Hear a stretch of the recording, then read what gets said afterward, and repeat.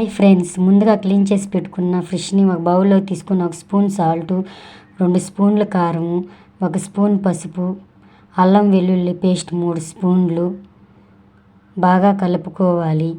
ఫ్రిడ్జ్లో కానీ లేకపోతే బయట కానీ ఒక అరగంట సేపు పెట్టుకోవాలి.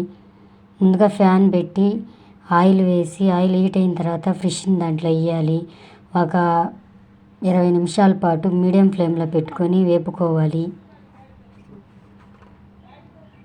ముందు పక్క వేపుకున్న తర్వాత వెనక పక్కకు తిప్పుకోవాలి.